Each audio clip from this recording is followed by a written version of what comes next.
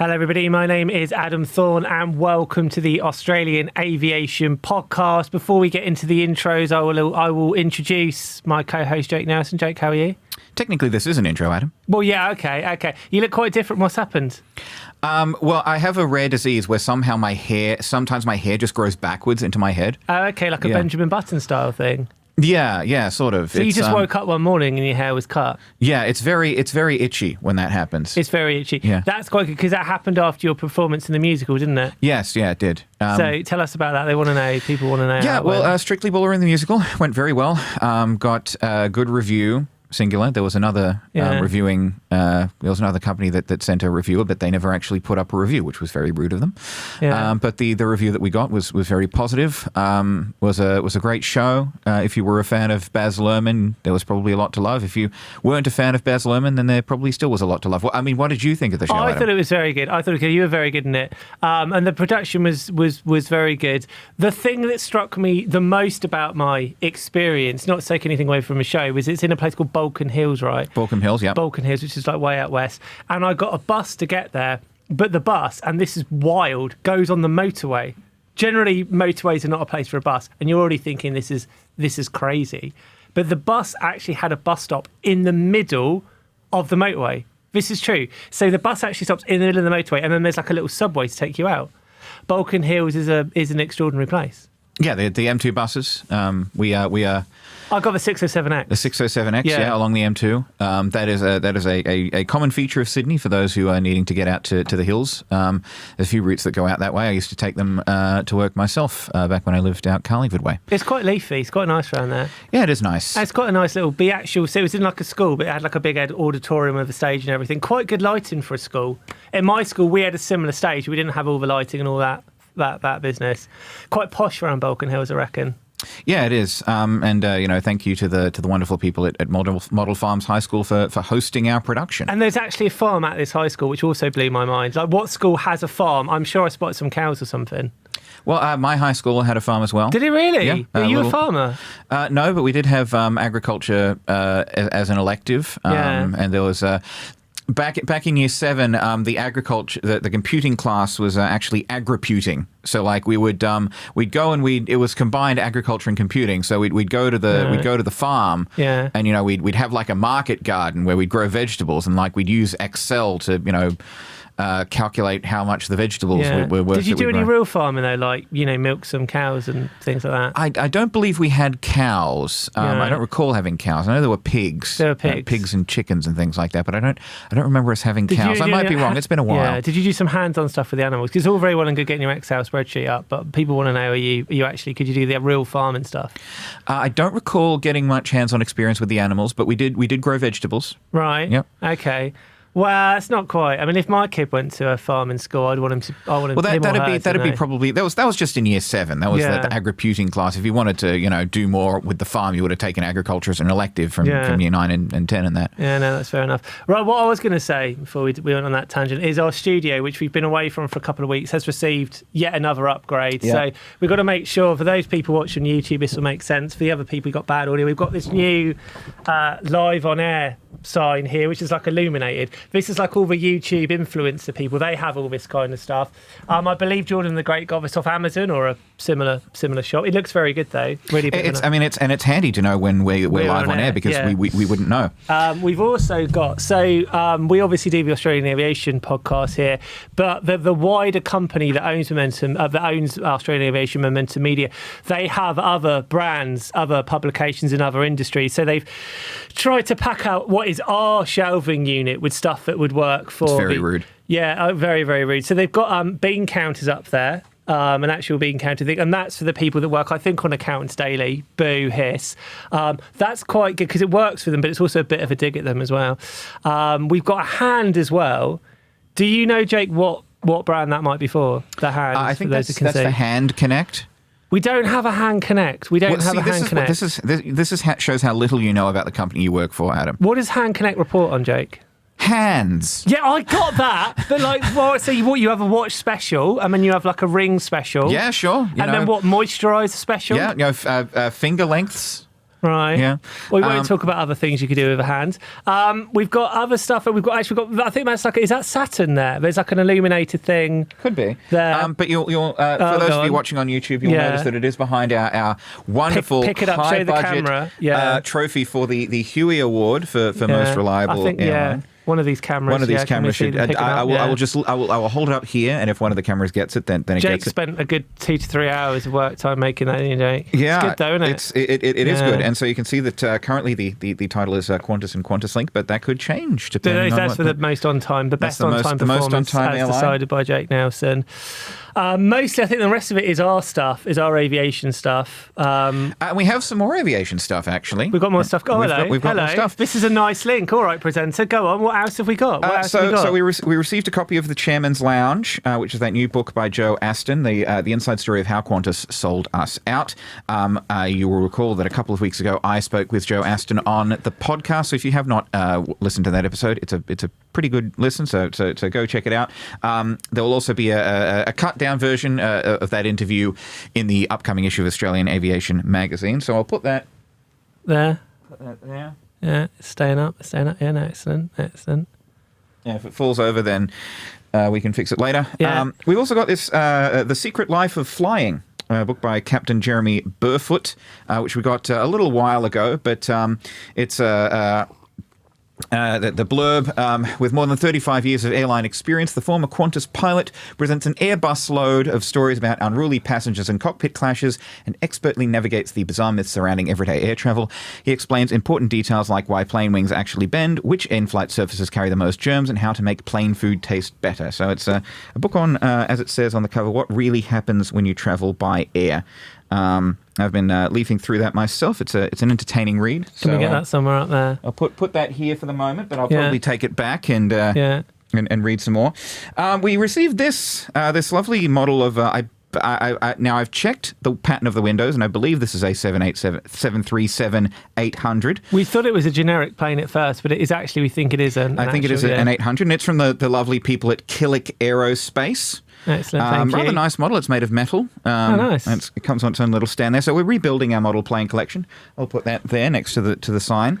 I also picked up in a toy shop, and work time, by the way. But no, not on work time. In my own time, Adam. But I have expensed it. So if you could have a look at that. We've got these. It wasn't much, Phil, if you're listening. It wasn't much. It's like $30, $40. It'll be fine. Go on. We've got these little model aircraft from Majorette, which is a company that makes toy planes and cars and things. We've got this generic Airbus A380 here in the Airbus livery. We have a Qantas 787-9 Dreamliner. Which is very nice. It's very detailed for how small it is. And we have this Careflight Robinson H145. That's Robinson. It is a Robinson, isn't it? We're going to be very foolish if it's not a Robinson. He's tapping away for those people. No, it's an Airbus H145. My mistake. The Eurocopter. It's the Airbus H145. So. Don't get in the comments about that. I have corrected myself. But it's Careflight colours, Mounties Care, and the specific helicopter this is VHHPL. So we've got some lovely little models that we're going to put here on this table. Excellent. It's really packing out now. He's placing it down. For those listening to the audio, we don't need dead air. He's just placing them down. Yeah, so we're slowly colonising this studio and making it clear who really wears the pants around here, Adam. Yeah, actually, well, there's a nice link there. Talking of colonisation of sorts, a little bit of a personal message to the listeners or viewers. A few weeks ago, I had what was arguably the greatest moment of my life because I became a permanent resident. Now, this is migration mumbo jumbo for the point in your migration journey just before citizenship, but the point when you're 99% of the way there. Basically, I've made it. I am now Australian. And this happened through something, it's all very boring, like the employer nomination scheme, but basically company that owns Umbrella, the company that owns Australian Aviation, they sponsored me and they put me through this whole process. So obviously I'm very, very grateful for them for getting me into this fantastic country. But obviously they only do that They only do that if people read, listen, or watch. So all the people who listen to this nonsense every week, I'm very, very, very, very grateful for this fantastic new life. It absolutely means the world to me. I've been doing this 5 years now, and I've had possibly the most eventful spell in the editorship of Australian Aviation, because I've seen the entire industry collapse miserably, rise up again, and then obviously the brave new dawn where Jake Nelson walks into the industry. So, but I mean, obviously it's all gone downhill, Adam, hasn't it, Australian Aviation? Oh, it's rubbish, but I don't care. Well, it it's started fine. going downhill in the second issue. Yeah, look, it's seen better day. In the pantheon of the great editors, I'm not up there. When they do the Greatest Editor Ever Award for our 50th anniversary, I'm not winning it. No, it'll be your uncle, Jim Thorne. Wow. Yeah. So basically, the founder of Australian Aviation is Jim Thorne, with a surname spelled exactly the same as mine, not a relation of mine. A lot of people do think that's how it worked, and that this kind of glorious lineage was passed down. But I can confirm there's no link to Jim at all, though Jim is a great man. I've interviewed Jim. Thank you, Jim. What's next? We've had a bit of a comment arising from our discussion last week about the chairman's lounge and about politicians getting free upgrades and such. Our commenter Fergus, who I believe is the same Fergus who took exception to my nose hair the other week, he said... Have you trimmed it since he had a go at that? No. He said, have you learned how to say Qatar? Guitar. Yeah, exactly. So Fergus has said, your discussion in this podcast around politicians getting free preferential treatment from Qantas simply missed a point. I do not see this matter as being about whether or not our political elite should be able to fly in business class and use airline lounges, but that this product should not be offered free and accepted under such circumstances by those on the public payroll. We've seen a politician forced to resign over accepting a bottle of wine. That was Barry O'Farrell, I believe, here in New South Wales. How on earth is free upgrading and lounge access from an airline any different? Let all public servants who desire or are entitled to J, C, D class and lounge access pay for it. Most of them will be able to afford their own memberships, and they keep the frequent flyer points anyway. But if that cost is to be picked up by the taxpayer, so be it, and let's have that specific debate. This grubby business of public servants, especially politicians, accepting offers of free upgrades and lounge access has to stop. And you know, Fergus, he's got a point here, not about my nose hair, but about the... No, he had a point about that. On the pantheon of things he had a point on, that was the thing he had the most point on. You're big on pantheons today, aren't you, Adam? I am indeed. On the pantheon of things that you have mentioned, pantheons are right up there. Right. But he's got a point, does Fergus, in that I don't think people would mind as much if politicians were paying for the chairman's lounge access. But, you know, the fact that they're being given it for free is a different kettle of fish entirely. And I think there was a Resolve poll out in the Sydney Morning Herald. The Resolve Political Monitor, and I'm quoting the Herald here, more than a third of voters marked down Anthony Albanese over claims that he solicited upgrades from Qantas, more than those who disapproved of his holiday house purchase, but many others were indifferent, as the majority of Australians want an end to MPs of all stripes receiving perks for personal trips. So I'm just looking here. So on the question of travel upgrades, 36% of respondents to this Resolve poll said that they accepted politicians would be upgraded for work flights but should be banned for personal trips. 25% said all forms should be banned, and 23% nominated no change. Now, interestingly, nearly half of voters so that's 45% of voters, were okay with MPs keeping their Qantas Chairman's Lounge membership as long as they declared it. That's slightly more than the 39% who thought that the MP should turn down the membership, and 15% who were unsure. So it's kind of divided Australia, hasn't it, Adam? I mean, as a true Australian now, I can say that the public have had a gutful of this. They've had a gutful of it. I think it's fair enough. The problem with the Chairman's Lounge, I think we discussed previously, you would never be able to launch this now. You would never be able to launch it in a blaze of publicity and say free membership for all MPs. It would never get going. So now they're kind of clinging on to it. A lot of airlines do it, to be fair to Qantas. It's not necessarily that unique a thing. But it does look like the days are numbered for these sort of things. I think kick all the MPs out and just have me in there, and my friends as well. You're refusing to go in there. In the Chairman's Lounge or in Parliament, Adam?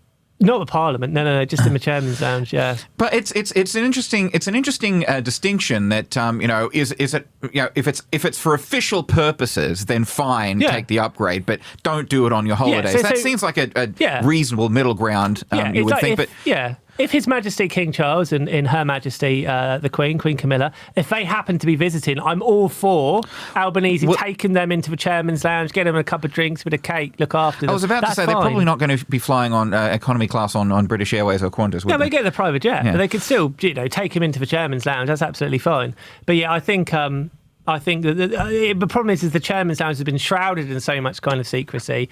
I think it's very hard for this to continue long term. And the question of, if the chairman's lounge were a paid membership, how would the Australian public feel about, taxpayer dollars being spent to fund those memberships on the grounds that, well, the MPs need a quiet place to work while they're, should the chairman's lounge be paid? Who should be paying for it? Let us know. Get in our comments. Send us an email, media@australianaviation.com.au. What do you think? Should politicians have to pay for the chairman's lounge? And should they be able to accept these free upgrades if it's on official business? Right, fair enough. Got any more shout-outs before we steam into the news? None that I can think of. Adam, do you have any shout-outs? No, I think that's it, really. Let's steam into the news. What are we talking about first? Well, we've mentioned before that... That with this new exclusivity arrangement between Virgin Australia and Qatar Airways for code sharing into Europe, the Middle East and Africa, that the existing Virgin code share with Etihad, the Gulf carrier based in Abu Dhabi, would likely end. And in fact, it looks like Etihad has gotten in first and basically torn up the code share agreement before Virgin got the chance, because it's all still, progressing through the reviews and the assessments and everything. But under this term, Virgin and Qatar would be exclusive code share partners into Europe, the Middle East, and Africa. So this is all a bit immature, because this is like you sitting down with your partner and she's like, "Oh, I don't think this is working out," and then you being like, "You dumped." Something like that. That's effectively what's happened here. It's basically Etihad has sort of shortcut the whole process, and it looks like no matter what, or barring an exceptional change in circumstances, the code share arrangement with Virgin will be ending one way or another next June. Etihad said that this, quote, reflects a divergence in the strategic direction of the respective airlines. So passengers will no longer be able to book Virgin flights through Etihad's booking channels. And Etihad's existing bookings, there'll be no changes to existing bookings. Members will also not earn Etihad guest miles on Virgin flights from the 1st of June 2025 onwards. Now, Etihad has also hinted in the last couple of days that sometime in the next few weeks they'll be making a big network announcement. I don't think that's going to be including... They've mentioned new cities. I don't think that's going to be including anywhere in Australia, but that's just a hunch on my part. Maybe they will. The background here is obviously Virgin have this deal with Qatar, which hasn't quite... With Qatar, yes. Whatever. But it hasn't technically made it all the way through the loops it has to jump through, but it looks likely it will. And one of the caveats of this deal is from now on, the code share agreement with Etihad is going to go, and so they will exclusively operate to Doha with Qatar now rather than Etihad. However, there's also been a change to their relationship with Singapore, which is a little bit controversial as well. Talk us through this. Yeah, so with Singapore Airways, what Virgin is basically saying is that the code sharing with Singapore Airlines will continue, but only to Singapore, only on Singapore flights into Asia. For the onward flights into Europe, there will be no more code sharing. However, Velocity members will be able to continue to earn Velocity points and status credits and redeem Velocity points for Singapore Airlines seats. So the frequent flyer portion of the Singapore Airlines deal is staying, but the code shares will now only go to Singapore itself, as in the city. So basically, it would no longer be possible to get a domestic Virgin flight, then fly to Singapore, and then fly from, say, Singapore to London and code share that all the way through. Correct. So you could basically, if you want to do that code share and you want to go to your points, it kind of maxes out at Singapore. Yes. Now, obviously, on one hand, that does make total sense, because if they have got an agreement with Qatar, then they obviously want to be that hub that is going from Qatar onwards, say, to Europe, to America, etc., etc. But that is nonetheless an enormous blow to Singapore. So what's happened here here is that Qatar, through this deal, which I think is a good deal overall, they've managed to completely kibosh Etihad and massively restrict the power of Singapore as well. They won't obviously get rid of Singapore entirely because there will be people that want to just go directly to Singapore. But nonetheless, this is actually what seems a minor detail is a kind of a major rebalancing of power away from two of Qatar's biggest rivals in Etihad and Singapore. Exactly. And yeah, there's been, the Australian Airports Association, I believe, we may have touched on this on the podcast, but the Airports Association, this code share exclusivity thing is giving some concerns among some corners, particularly with the Airports Association. In their ACCC submission, Simon Westaway said that maybe this exclusivity thing should be scaled back. Maybe it should be limited. So, for example, they want it to only apply to airlines based in the Middle East. So it would cut out Etihad, but not Singapore. So if Virgin wants to code share into Europe or Africa with an airline that's not based in the Middle East, the Airports Association says that should be allowed.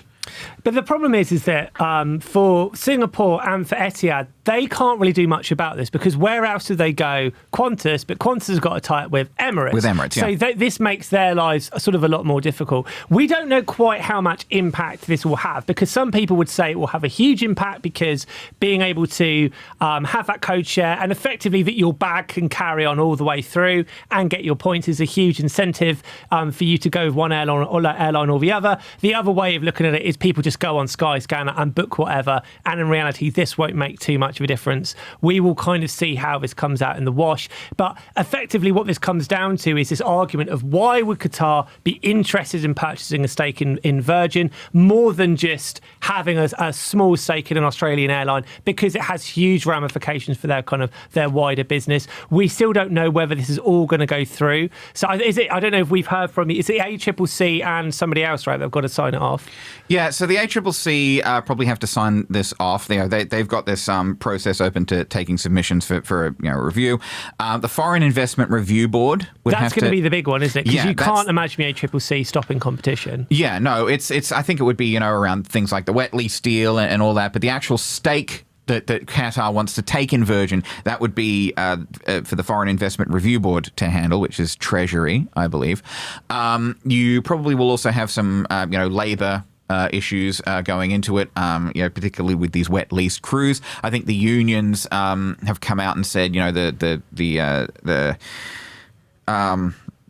Australian Federation of Air Pilots, I believe it was, that's come out and said that they approve of the deal. They said that it'll provide more opportunities for Australian pilots, but they have said that they would like to see this wet lease deal limited to around 3 to 5 years. So the Foreign Investment Review Board, if I got that right? Yes. So that's part of a government, right? Yes. So, but the other thorny thing is that the ACCC are obviously independent. We don't know what they're going to say, but I think it's very likely they will be pro-competition. But the other kind of big decision effectively comes from the government. And obviously we know that Catherine King last year in a separate kind of deal, she blocked Qatar getting extra services under the kind of the agreement between the sort of the two countries. But we've also got an election coming up. Yes. In what is it? April, May, probably something like that, yeah. So the thorny thing here is that for the Labour government, if they allow this to go through, they will look weak because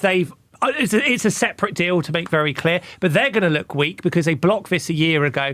If they allow this to go through, it almost builds into this idea that Qatar have found a kind of loophole. But presumably, with a change of government coming, potentially a change of government coming in a few months, that also, I would imagine, throws a spanner in the works, because if you're Qatar and say this gets blocked by a Labour government and then we have a coalition government coming in, they are almost certainly going to make another decision, go another route, because last year in the last kerfuffle, they were very much, why aren't you giving Qatar extra services? So it just, again, we don't know how this is going to play out, but that again puts a whole nother dimension to this argument. Well, one thing is that this particular thing with the Foreign Investment Review Board approving the stake, that's not Catherine King's decision. So it's outside of her remit, Treasury. Right? Yeah. So that's up to Treasury, not the Transport So it's another Department within the federal government. Yes. But the problem is, again, if another department green lights this, it kind of undermines Catherine the King to an extent.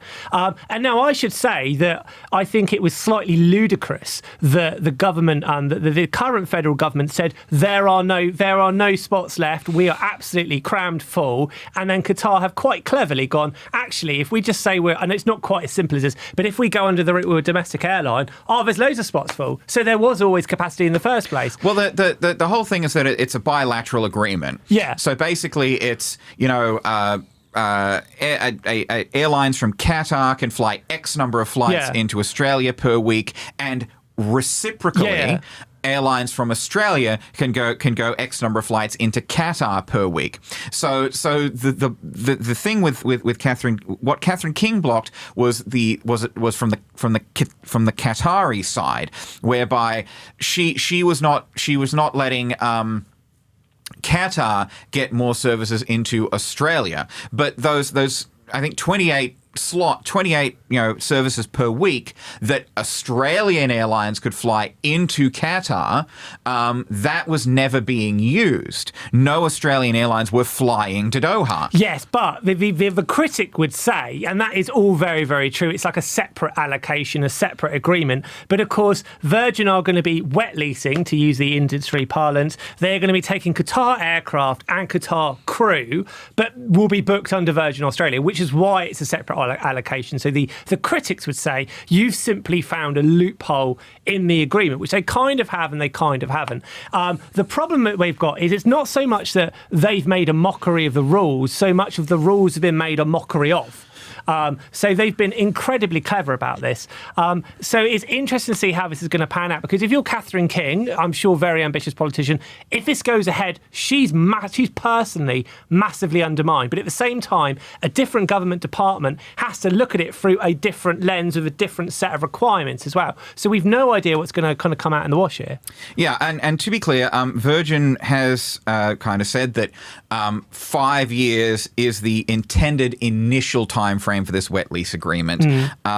So they want to see how well it's going to go in the long term. And presumably, if it goes well, they could have their own crew and their own aircraft. Yeah, or move to a dry lease where you lease the planes but put your own crews in it. Okay, welcome back. So we talked there about the latest in the kerfuffle between Qatar, Virgin, the government, Singapore, Etihad, etc. What are we talking about next? Well, there's an old kerfuffle that keeps rearing its head. Slot hoarding. Slot hoarding. Alleged slot hoarding. Alleged slot hoarding. Lawyers are watching. So we've had a parliamentary inquiry in the past couple of weeks into the Sydney slot system. This has been ongoing. It's just it never stops. This whole slots thing. And I believe the government is been putting legislation into the parliament to reform the Sydney slot system. But there was a hearing by the Senate Standing Committee on Rural and Regional Affairs and Transport last week. Senator Bridget McKenzie from the Nationals accused Qantas as Qantas has been accused several times, of gaming the system with Sydney slots. But Marcus Svensson, the CEO of Qantas Domestic, has insisted there is categorically no slot hoarding. He said, quote, "We only apply for the slots that we know we will operate, that we intend to operate. Yes, there are disruptions on the day. There are cancellations due to weather, engineering, or whatever reason it might be." He said, "I categorically deny that we slot hoard or are trying to play any games here. We do use our slots. We intend to use them, and that's why we have so many of them."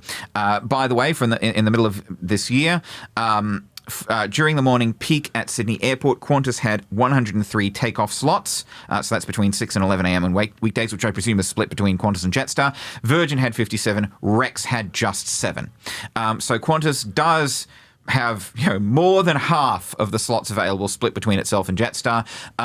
But Qantas is insisting, and again it has insisted, and Virgin has insisted, we are not hoarding slots. So these proposed changes to the law, which come in effect presumably next year, would say that if an airline cancels a slot, they have to give a specific reason for that. Now, the argument for this is that whether you think there is slot hoarding or you don't think there's slot hoarding, this will make everything, again, kind of come out of the wash, because those that argue there is slot hoarding, it will be shown up or it will act as a deterrent. If you're Qantas and Virgin and say this is simply not happening, then this will prove it's not happening. At the moment, there's no transparency because an airline can cancel a slot and you never find out quite why. Now, Virgin's argument, which they made a couple of weeks ago, which is quite sensible, is it's not always black and white. It's not always a case was this is due to the weather and it's outside of control. This is due to the airline. We've been very bad. A lot of the time, it's a kind of holistic thing, a combination of factors. It might take a while to work it out, and you can't kind of fine airlines or punish airlines on a case-by-case basis. You need to look at it over the course of a year.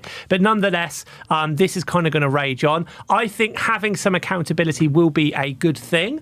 I think it's very unlikely that there is this kind of wide-scale slot hoarding that they've been accused of, just because surely there would be more evidence by now. Yeah, it's kind of there's been talk, lately among the aviation world. That's kind of like, if you think that there's slot hoarding going on, put up or shut up. Yeah. Show us the evidence of the slot hoarding.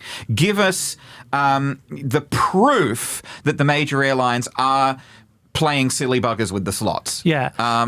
They may well be. We don't know, but there hasn't been anything that's come out to categorically prove it one way or another. We only have the airline's word that they're not doing it, when we have insistence from other people that they are doing it. Yeah, it's a they said. But the problem is with these changes to the rules, which will make them give reasons as to why they're cancelling, they're still keeping the underlying 80-20 rule at Sydney, yes, which basically means if you fly a takeoff slot 80% of the time, you can keep it forever, which basically means you can cancel 1 in 5 and still keep it. So the argument is that let's just say this problem is not due to slot hoarding. You haven't got rid of the underlying issue that is blocking out these smaller airlines. But then the other problem is that obviously now there are no other smaller airlines that could come in and take them. It's almost a little bit too late. And the other issue is if you get rid of the 80-20 rule, what's your other idea? What do you replace it with? So the whole thing is a bit of a mess. My kind of gut instinct is this problem comes down to the fact we simply don't have airport capacity in Australia at the moment. We simply don't. Sydney's full to bursting. We're seeing upgrades at other major airports where they take time to come through. WSI is not opening for 2 years. Yeah, 2 years. And that will be a staggered opening as well. So it's not just like the case that it opens and all of a sudden it's fine. This will be growing over 20, 30 years. So that is the underlying issue. And almost the slot hoarding thing can become an excuse for that problem there. But yeah, it's just something that's just kind of rumbling on and on and on. Talking of upstart airlines, we've had some updates on Rex. Yeah, so you published this article, Adam. Oh, no, I won't have to talk about what I've written. Yeah, well, you brought this on yourself. I did. You brought this on yourself. Jesus. You have published an article, Rex, saying what was it called? Saying many regional airports owed $4 million by Rex, says AAA. Yeah, so basically the AAA, the Australian Airports Association, basically came out and said many of our smaller members, so this is smaller regional or remote airports or airstrips, many of them are owed around $4 million, which to them is an awful lot of money. Now, the problem... That's an awful lot of money to me, too. Is an awful lot of money. $4 million. Dream on, mate. But the problem is, of course, that if Rex eventually gets liquidated, they're going to be very unlikely to get much, if any, of that back. In fact, when you go into administration, and I'm probably butchering the laws, you get protection from all your creditors for a while. No one can kind of come after you. Even if they were to sell this on, there's no guarantee that the new owner would take on all of those debts because they could effectively buy the planes or buy some of the assets out. So there's a good chance these airports are not going to get their money. Now, for the employees of Rex, the government have done a good thing. They've brought forward access to the fair entitlement guarantee, which is a brilliant thing in Australia that basically says if a company goes under, we will pay you what you are owed by the company. And they've allowed early access for those while it's administration. And I believe one of the investors as well has also said that for those that aren't covered, we will pay you that too. So the employees, they might have a little bit of a rate, but they're going to get looked after. The airports are in a lot of trouble because they're simply dumped in with a mix of the creditors. I think in total, Rex, off the top of my head, owes something like $500 million. Obviously, the government can't just go in and pay these people out. But the Airports Association is making the point that our members are in quite a lot of strife. The other thing that's happened, and I think this was about a week or so ago, is the federal government have come in and basically given Rex a kind of lifeline of $80 million. Yeah, we talked about this last week. Did we tell you about this? So they're giving them a lifeline of $80 million, and the administrator as well has asked for another year to potentially to stay in charge. And we've talked about fleet expansion. So effectively what the administrator is saying without directly saying it is, we don't think we can sell this airline unless we sort out the fact they've got a lot of old, aging, creaking aircraft. So the point that the Australian Airports Association are making, and also Sharp Airlines as well, one of their rivals is making, is this is not a fair playing field. This is not a fair playing field. Not a fair playing field. Playing field, yes, very good. It's not fair that we basically are going to lose out while our rival is giving government money potentially to soup up their fleet when we potentially could come in and take over those routes. So, what is this about Sharp, Adam? Because you published that story as well. Yeah, exactly. Put me on the spot again. So Sharp is I keep walking into this. So Sharp Airlines is one of their smaller rivals in that they do flights mostly from Melbourne to Tasmania. And there's a couple of routes. I think one route where they particularly compete on. And Sharp have made the point that it's not fair that Rex are getting all of this help to prop them up when they would obviously benefit if a company were to go under. Sharp also made the point, which I think is pretty fair, is that effectively Rex's problems were a failure of management. And what they mean by that is Rex mostly, we believe, got into strife because they decided to lease some 737s and take on Qantas and Virgin. So they kind of almost, the argument is they overreached. Not even so much as take on Virgin. They thought that they could become Virgin. Yes. Or take the spot that Virgin occupied, just like Virgin did to Ansett. Yeah, so the argument is they've taken this, what they would argue to be a reckless gamble of taking on the big boys. Reckless gamble of taking on the big boys. It hasn't paid off. And the Sharp's argument is, well, then they have to fall apart and perhaps we can gain from that. At the moment, they're... To be clear, this is Sharp Airlines, not John Sharp, who is... Yeah, this is Sharp Airlines. So their argument is this isn't fair. If you want to bail out regional aviation, you have to bail out the whole industry, not just pick winners. The other instance, the other kind of argument, which builds on something we reported on a couple of months ago, is that a lot of their regional rivals are showing an interest in jumping onto some of those routes. But they won't do that until the airline actually is liquidated and goes under and is kaput. So the government have this dilemma now, which is that these routes are clearly essential to those towns that they operate in. They can't go. So in the one hand, you have to keep it alive, but you will only ever truly know which airlines are going to come in until you get rid of it or until you let it die. So the government are in an almost no-win situation at the moment. Sharp aren't necessarily against Rex getting some kind of help, but they think this is completely unfair. Sharp and Rex also do have a history of a bit of a bad blood between them. The quite abrupt statement that Sharp sent us was they made some comment. It's like, we work with local communities and we do all the fundraising and we help. And they kind of insinuated Rex don't, which I'm sure Rex would say something else. But nonetheless, the whole thing has become quite messy. What I think we can imply from all of this is it doesn't look like Rex is going to get bought anytime soon, because clearly the administrator are talking to the federal government, the administrator are asking for another year now. It doesn't look like anyone's going to come in and buy this airline until they get new aircraft. The other dimension, just to keep this rant going on, very hard to get hold of new aircraft now. We've got a shortage of parts, we've got a shortage of aircraft. So the whole situation has become a bit of a mess for everyone involved. Yeah, it has. Perhaps Rex the administrators could lease some ATRs or lease some Dash 8s in the time being for the time being to sort of keep things going. Just like Rex leased some 737s, and maybe that would give some relief from the aging SARS, but that would be a stopgap measure. So It's going to be interesting to see if and how Rex climbs out of this. Yeah, it's not looking good for Rex, and I do see the argument from their regional rivals too. Okay, welcome back. So, what are we talking about next, Jake? An exciting landmark in the field of advanced air mobility, Adam. This sounds exciting. Go on. Yeah, which you published an article on. Not this again. Not this again. Right. So it's ASML. Did I get that right? AMSL. It's ASML. AMSL. AMSL. Yeah, you just said ASML sounds to twice. me like, you know what's that thing you get on YouTube where people make like crazy sounds? ASMR? Yeah, ASMR. So that's why I'm getting confused. Yeah.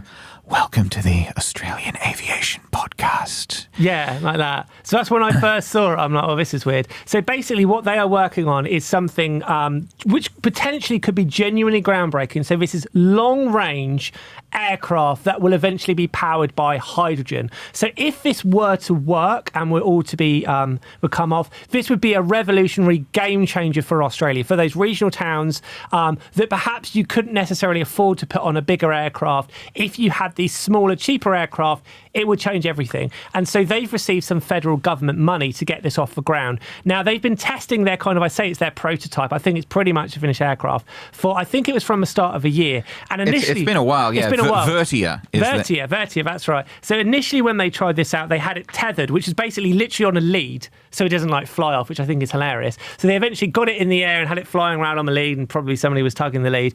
And what they did about a month ago is did its first flight without a lead. And they did their first flight, and they've since subsequently done 50 of these.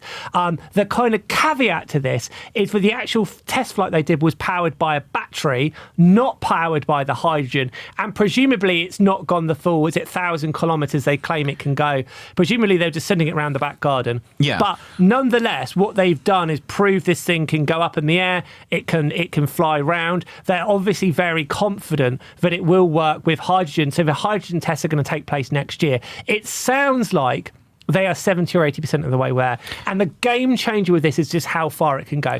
We have had these, they call them eVTOLs. eVTOLs, yeah. eVTOLs, electric vertical takeoff and landing aircraft. But we've not necessarily seen anything that potentially has this kind of range. So this is why it's a game changer. If they can make this work, this is generally a world-leading invention. The story came out, we're recording this now on Tuesday. I think the story dropped Monday afternoon. Didn't really get picked up by any of the mainstream media, even though this is genuinely, like, potentially one of the biggest stories we've covered, you could argue, if this all takes off. They've also got, apart from the government funding, the order book is full. They've had a substantial amount of orders. They've got 26 deposits. So that's 20 from Aviation Logistics, which operates Airlink, AirMed, and Chartair, which is passenger services, aircraft charter, air freight, and aeromedical flights. I believe that Care Flight is also getting the Vertier. The fact that these deals have happened and that even money's changed hands, although people have signed a contract, suggests that all of those different buyers have seen the thing and is quite confident it could work. They're not bluffing, basically. And we did last year an interview with Mick Fruin from Care Flight, who was talking about the Vertier and you know how it will integrate into the fleet. Yes, this was Care Flight. This was last June. We spoke to Mick Fruin, and he was very excited about the prospect. So if you want to go back, Care Flight Embraces the Future of Aeromedical Transport was the name of the podcast. Check it out. It was a really interesting look into how Vertier and how these eVTOLs could be used for EMS. And the other exciting thing as well is Australia is quietly becoming a little bit of a world leader in this, which does make sense because we are the one country that probably has the most remote or regional disconnected towns where you struggle to get internet, etc., where there is a need for this to happen. So it does kind of make sense, but nonetheless, Australia's quietly making a name for himself doing this. I mean, we had, what was it, Whisk at the Aviation Summit. Yeah, and also Whisk, so it's a similar concept. I think it's more battery operated, but essentially it's a driverless or pilotless aircraft. And so the hope is that potentially for the Brisbane Olympics, you could be flying to the Olympic Stadium from the city centre or whatever. And again, one of the breakthrough moments, I think it was about a month ago, is Whisk have actually kind of agreed an MOU or whatever it is with CASA to actually start testing the safety implications. Air Services, I think it was. Air Services, that's it. Sorry, yeah, with Air Services. So basically, Air Services now are really taking this seriously because if these things are to work, obviously getting that regulation, getting the safety sign-off is going to be the biggest hurdle it has. So again, this stuff is going from when I started doing Australian aviation 5 years ago, it's gone from kind of science fiction to something that's very, very, very nearly there, which is quite exciting. We had, by the way, a picture, someone posted a GIF in our Facebook comments on that article of the Jetsons flying along in their little hover car, which was, I have to, sometimes you have to hand it to our commenters, Adam. You do. Right, let's talk about something else that I didn't write. I don't want to be put on the spot here. I want to switch off. Okay. We've probably got time to discuss this ad campaign by Air New Zealand. I've heard about this. Yes. I've heard about this. So Isla Fisher, the actress, 48 years old, by the way. You wouldn't know it from looking at her. I would say she's probably getting she's a bit of a question mark growing up. So when I grew up in the UK, which is obviously cold and rainy, we loved Home and Away. Right, loved it. She was one of the big stars of Home and Away when I was growing up. Loved her. Loved Alf Stewart as well. He was good. I'm trying to, and Pippa that lived in the beach house up in Palm Beach. Yeah, excellent. Sorry, go on. Yeah, so Isla Fisher. I mean, you looking at her, you'd think she was mid 30s, but. Go on. But she's starting this new ad campaign with Air New Zealand, the Somewhere Over the Tasman campaign, which like is somewhere over the rainbow, but over the Tasman. Probably, yeah. But it's targeted at Australians, and it's basically this little Kiwi girl gets on a flight, unaccompanied, and she sits down, and the neighbour, the person in the seat next to her is Isla Fisher, and they bond over movies and the in-flight catering and all of that, and they become good friends over the course of the flight. And this is the famous Air New Zealand hospitality. So they've come and they've done this ad campaign, which is came out about a week or so about. After the new safety video from Air New Zealand, which is basketball themed. Okay. A basketball themed safety video starring Steven Adams, who I understand is a big shot basketball player over there. I don't know. I don't follow basketball. Yeah. I don't follow basketball, and I follow New Zealand basketball even less. But so this is a video that, according to Greg Foran, the CEO of Air New Zealand, he says it's meant to be informative and entertaining for passengers. He says, we know an entertaining safety video is just what our customers want, so we've done just that. Basketball as a sport is synonymous with entertainment, so it gave us plenty of shots at creating fun, engaging content. And there's been a kind of a backlash against these quirky, fun safety videos, haven't there? Because we had, British Airways earlier this year put out a safety video with like the cast of, I don't know, Bridgerton and all of those, talking British TV and cinema. Yeah, the argument is they're more worried about entertainment than they are actually keeping you safe. And Emirates, you might remember, had a safety video come out earlier this year, which basically took a shot at all of these, fun, gimmicky safety videos, like the Qantas one with, flight attendants in swimsuits and all of that all over the world, and basically said, this is a no-nonsense safety video. We're not going to rely on, celebrities. The problem with doing that, though, is once you've boxed yourself into that, you can't ever go back to anything fun again. Yeah. So, it's kind of a double-edged sword, but it's kind of interesting that, companies, airlines are still putting out these quirky, fun safety videos when, others are sort of retreating to a more no-nonsense ground, like, the Japan Airlines video, which we've spoken so highly of. Yeah. I want to drag it back a little bit. So Isla Fisher, she's Australian, right? Yes. Is it Isla or Isla? Isla. I mean, Qatar. It's one of the two. Ms. Fisher. Ms. Fisher, right. But so she's Australian and she's like defected to go to the rival flag carrier. I would imagine that's going to cause all sorts of trouble. I think she's a big fan of Air New Zealand. She has said that she... Oh, yeah, I bet she has, when the money lands in her pocket. Oh, yeah, well, no, she said that she's flown from LA to Australia with Air New Zealand many times, and she loves the way the crew goes above and beyond to care for passengers. I bet she does. Yeah, that happens when your agent get involved. Yeah, no, I think it's a strange choice. Is there not any Kiwi actors that she I think they brought her into it to appeal to Australians. Chris Hemsworth was busy. Yeah, so this is this is one focused on bringing Australians over to New Zealand rather than New Zealanders over to Australia. I mean, presumably. That said, if Qantas did an ad to attract New Zealanders, they'd probably use Australian celebrities as well, because we like to big ourselves up compared to New Zealand. Is there any Kiwi celebrities other than Russell Crowe who's actually a Kiwi? There's Taika Waititi. That's true. Yeah, no, he's quite cool, isn't he? I believe he's a Kiwi. Yeah. Probably he was busy, wasn't he? Yes, probably. There's a few of them. Okay, we got one more thing. We got time for one more story before we wrap up. Not one that I've written about. Just sort of a quick notice, I suppose. Now, I know that for reasons, a lot of people have been leaving Twitter lately. Go on. X, the everything app. You love Twitter, though. You are such a fan of Elon and Twitter. X, you call it. You never. Yeah, the X. A lot of people are leaving X, the everything app, and migrating over to Blue Sky. Yeah. And possibly to a lesser extent, Threads, the equivalent from Meta, the company that owns Facebook. Yeah. So this is just a reminder that we are on Blue Sky. If you are thinking of making an exodus yourself. Oh God.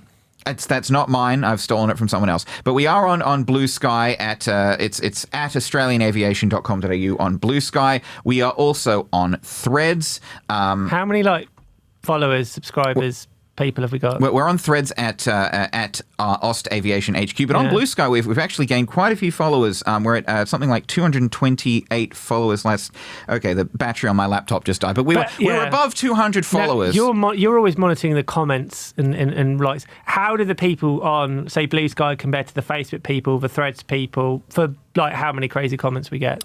Well, it's been surprisingly civil. It's been very, very civil on Blue Sky, especially compared to. I mean, the Thunderdome would be civil compared to Facebook, but no, we've had a bit of engagement on Blue Sky. We've got quite a few followers now. We've been added to an aviation media starter pack, which is a thing that Blue Sky users can compile lists of people to follow, and you can just click one button and follow all of them. So we've got we're in an aviation media starter pack with different outlets from all over the world. And so that's sent our follower count spiking into the 200s. So thank you to the compiler of that starter pack.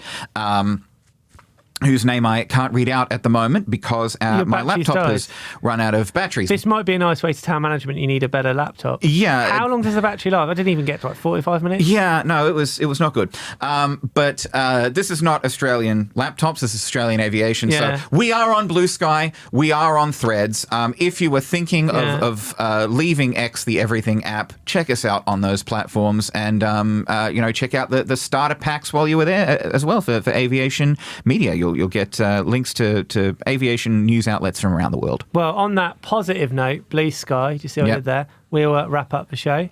Jake, thank you very much for joining us. Thank you, Adam. Thank you, everybody, for listening, watching, whatever. We will be back on this show to talk more drivel the same time next week. But for now, from me and Jake, goodbye. Goodbye.